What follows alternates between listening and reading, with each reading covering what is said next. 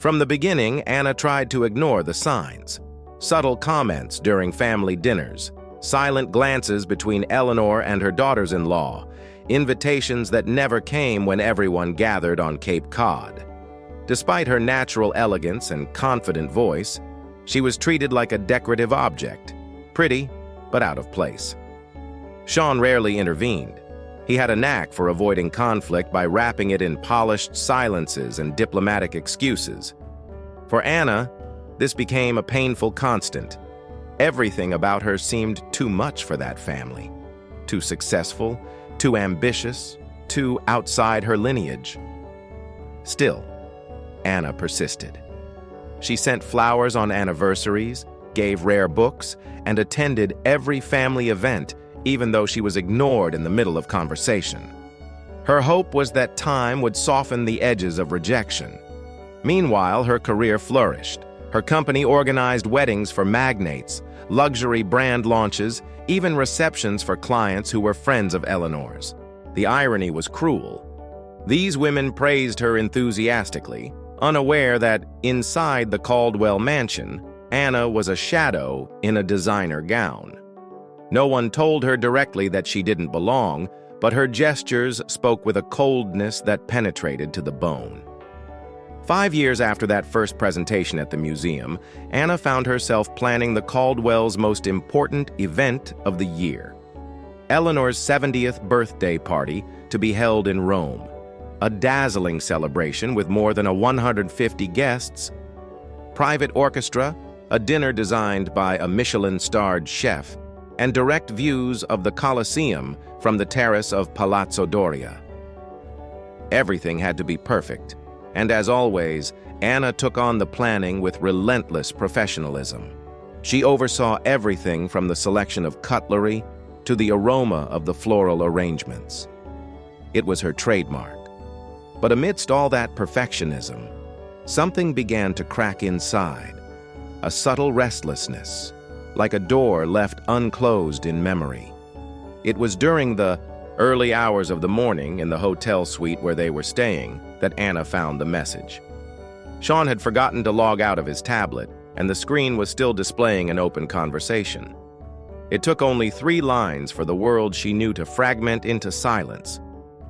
Vanessa Hughes, an ex-girlfriend who had always been referred to as an unimportant story from the past. The message was recent. Too recent. They talked about an ultrasound, about a trip together, about announcing their relationship after sorting things out with Anna in Rome.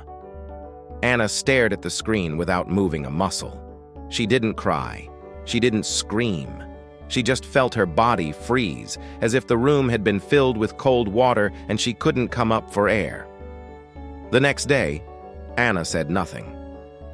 She walked between the tables in the event hall as if nothing had happened, reviewing every detail with almost clinical precision. Her face remained serene, but her mind raced at an unbearable speed. While signing contracts and confirming schedules with Italian suppliers, she mentally reviewed the messages she had read. She also remembered the times Sean disappeared on last-minute business trips, the gifts that arrived without a card, and the calls he rejected when he thought she was asleep. Everything fell into place. What had once been small suspicions without proof were now confirmed with brutal coldness. But the worst part wasn't the betrayal. What truly gripped her was what she discovered afterward. With the help of her personal accountant, whom she discreetly contacted from her cell phone, Anna reviewed documents related to her marriage.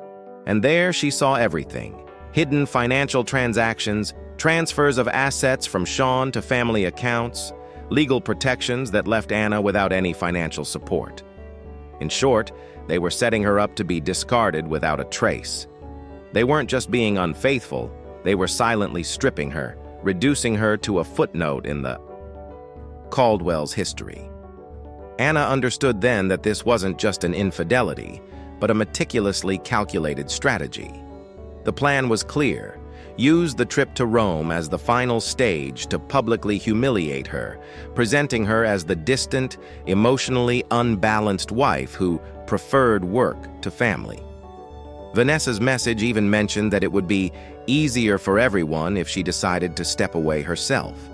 The level of manipulation was so surgical that for a moment, Anna felt she wasn't part of a family, but trapped in a law firm disguised as a traditional lineage. But that feeling of nausea didn't paralyze her. On the contrary, it activated something ancient in her, something that not even Boston high society had been able to extinguish: her capacity to observe silently and counterattack gracefully. In the hours leading up to the big event, Anna reviewed every contract signed with Italian suppliers. All payments had been made through her company, Elite Affairs, giving her complete control over every service. She personally called her team in Boston, requested the activation of the cancellation clauses, all justified by pre-established technical breaches, and ordered the immediate suspension of any service after the main event. This included family excursions, transfers, brunches, and even a private tour of the Vatican. Nothing would follow after the toast. The empire of appearances the Caldwells had tried to sustain would begin to wobble right where they had hoped to crown themselves. The evening of the event arrived with an almost cinematic atmosphere. The guests were dressed in their best. The warm lights of the palace gave the evening an ethereal air, and Eleanor, radiant in a pearly gown, strode among her friends as if she reigned over Rome. Anna, impeccable in a soberly cut black ensemble, moved with a serenity that unsettled even those who knew her. No one suspected what was to come. When the maitre d' began to guide the guests to their seats, Anna noticed what she had already expected. Her name was not listed on the head table. She wasn't even included in the layout of the hall.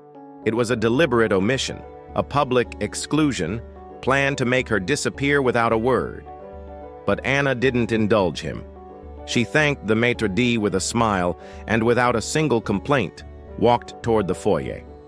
Her team, strategically positioned throughout the palace, already knew what to do. She didn't make a scene, didn't raise her voice or demand explanations. She left with her head held high, knowing that every flower, every dish served, every musical note that evening bore her signature. And she also knew it would be the last time a Caldwell event would be as perfect as she was. As the toasts began and the cameras focused on Eleanor, Anna left the place with the same dignity with which she had endured years of scorn. But this time, she was in control. In the following hours, the gaps began to slip through. Suppliers began sending formal cancellation notices to attendees. The Vatican tour was canceled for logistical reasons.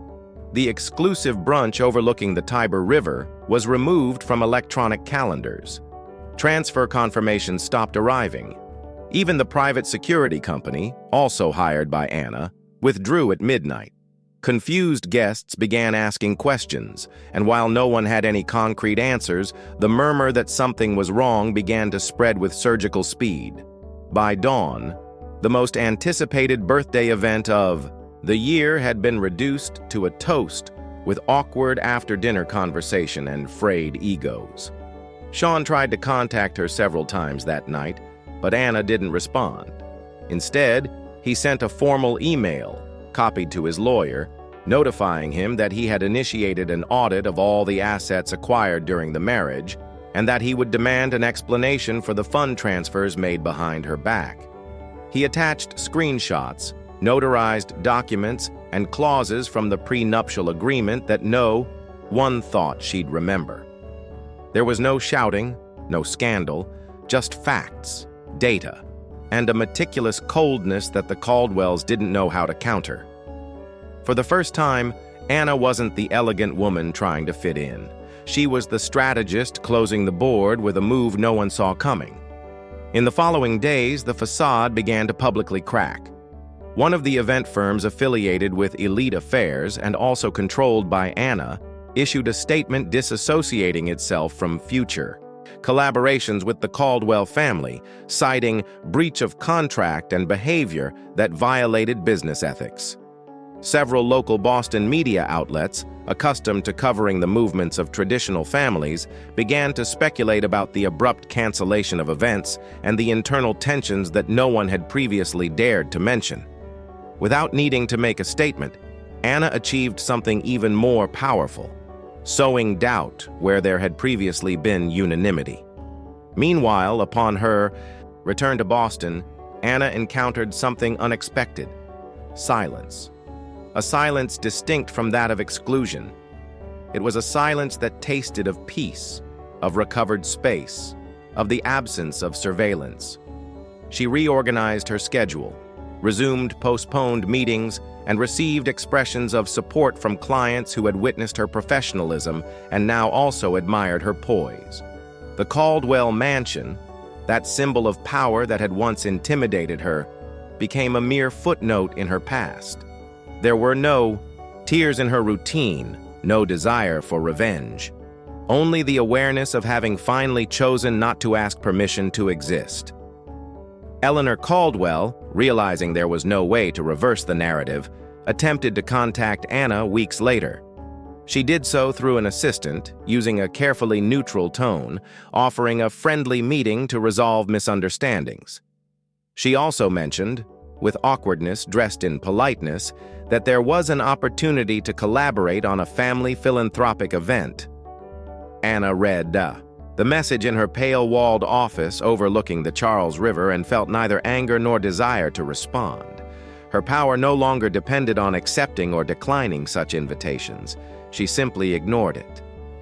That silence was more forceful than any graceful response. It was her way of closing the door without needing to make a sound. Meanwhile, the legal process unfolded with the precision of a Swiss machine. Thanks to the documentation compiled and the collaborative work of her legal and financial teams, Anna was able to prove that there was a deliberate intent to conceal assets during the marriage. Sean, cornered, attempted to negotiate. She wasn't seeking revenge, but she wouldn't give in out of politeness either. She demanded what was fair, no more, no less. And she got it. With each signature, each clause ratified by the judge, Anna felt she was recovering fragments of herself that had been eroded over years of silent adaptation. The divorce wasn't a tragedy, it was an act of reconstruction. What most surprised those around Anna wasn't her ability to react, but the way she did it. Without scandals, without loud revenge, without empty self-improvement speeches. Her life simply went on, but with renewed strength. She walked the halls of the Four Seasons again as if she had never doubted her place. In meetings with international brands, her name was no longer synonymous only with logistical excellence, but also with ethical firmness. Many women in the industry, even some who had previously looked down on her, began to seek her advice. Anna never held herself up as an example of anything. She only calmly shared what she had learned, that keeping quiet isn't always a sign of weakness, and that leaving on time is also an act of self-love. In the following months, Elite Affairs experienced one of its greatest growth spurts. New contracts, strategic alliances, and an expansion into New York that had been postponed due to lack of time. Anna redesigned her team, gave opportunities to young organizers who didn't come from influential families, and created a foundation that trained women to work in the world of event design. Her focus was no longer just on luxury, it was on building a solid, fair, and professional network. Each project bore her stamp, but also a story. A story not written in gossip magazines, but in the small details that only a woman who had been underestimated knew how to recognize. One day, several months after Rome, Anna was invited to a dinner party hosted by one of her oldest clients. It was an intimate but exclusive affair, with people from the same circle she'd once tried to belong to. There, over glasses of wine and shared conversations, she saw Vanessa Hughes for the first time since that discovery on the tablet. She was alone. She wasn't wearing a ring. Her gaze avoided Anna's the entire time, even though they both knew that this meeting was inevitable. Anna didn't feel hatred, only a kind of distant compassion, like looking at an old photo of a naive version of yourself. That evening, it became clear who held on amidst the collapse, and who was merely an instrument of a failed gambit. Leaving the event, Anna walked alone down Beacon Hill, her heels clicking on the cobblestones like an elegant metronome. She gazed at the lit windows of the historic homes and wondered how much of these families' lives were real and how much was merely stagecraft maintained for generations. She felt lighter, not because everything had been easy, but because she no longer carried the need to be accepted. She no longer had anything to prove. She wasn't the party planner or the wife who tried hard to please. She was Anna Morgan, and that finally was enough. One afternoon, while sorting through floral details for a wedding on Nantucket, she received a handwritten card from Eleanor.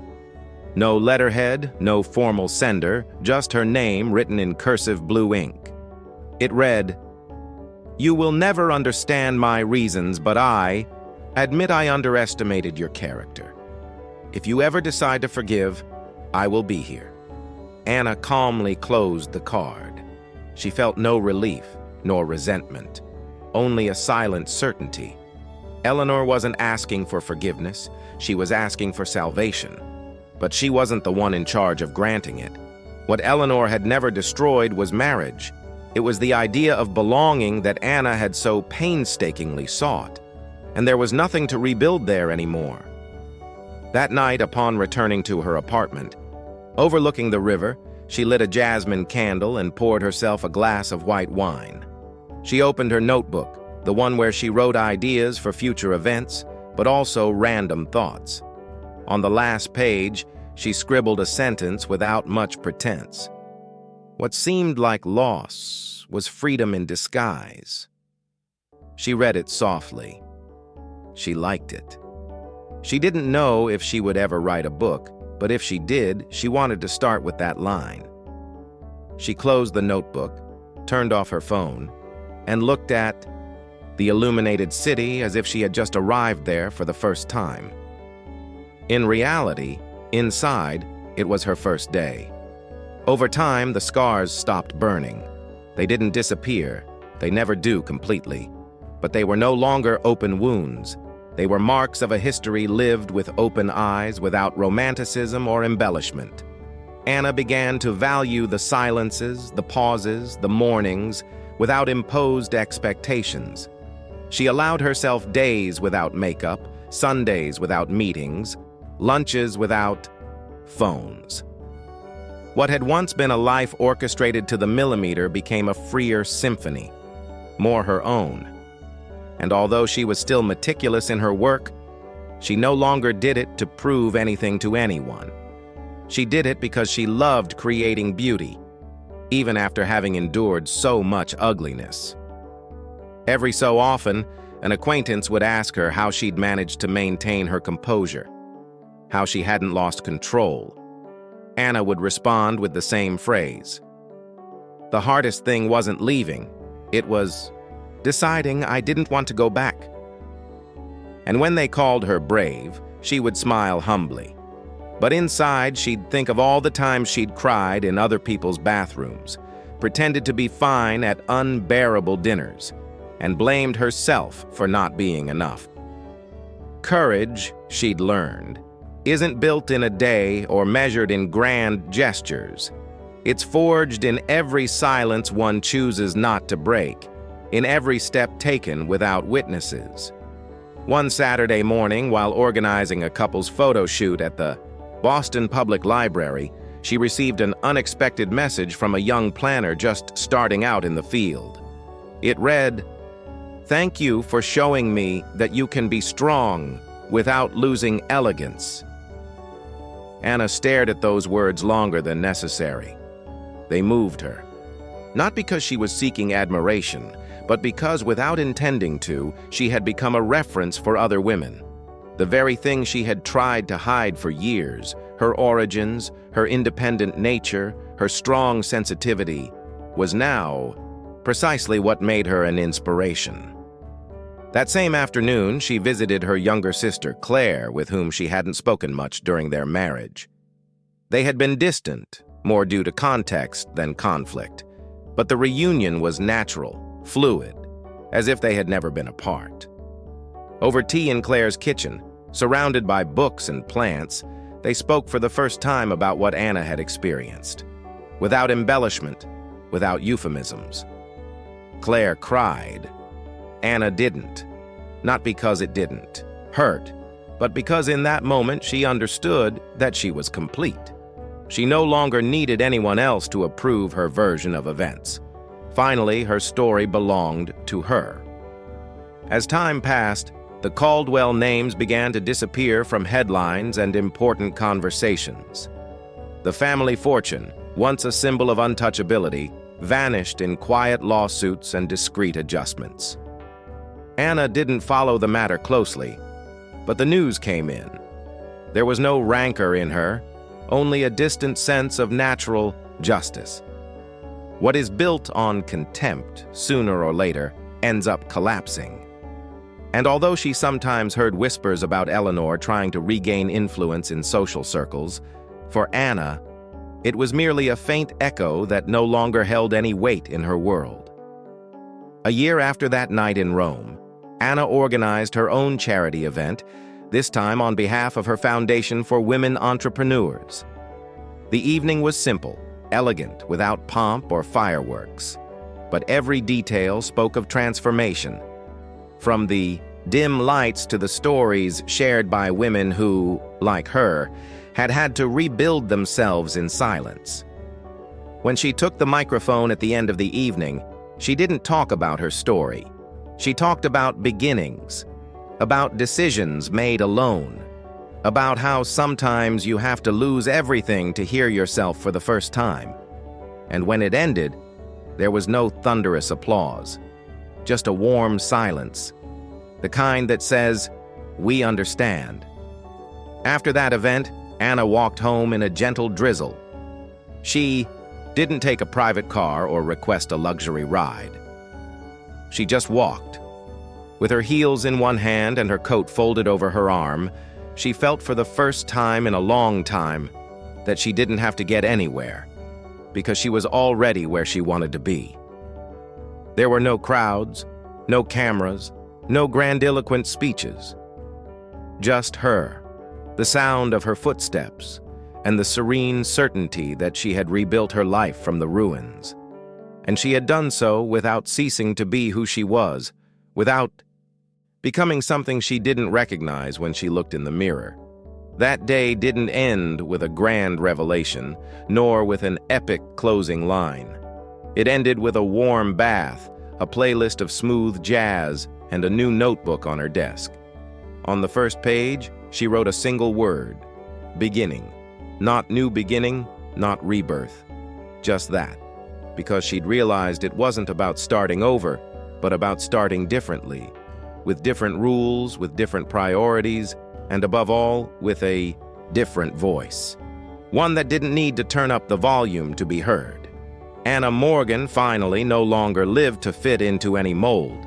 She lived for herself, and that, silently, was her greatest victory. As time passed, Anna didn't forget what she'd experienced, but she didn't carry it as a burden either. Sometimes, memories came in small gestures: a silently poured drink, a song in Italian, an invitation to a high-profile event.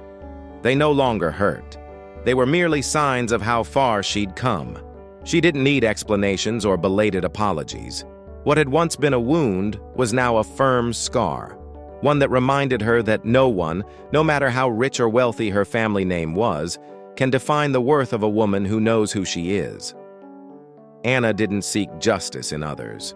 She found it in every choice she made for herself. Today, when she walks through elegant salons and gives instructions with the calm of someone with nothing to prove, Many see her as a leading figure. But what they don't know is that her greatest achievement wasn't keeping her company afloat, nor expanding to new cities, nor even overcoming a system that tried to silence her. Her greatest achievement was rescuing herself without losing her elegance.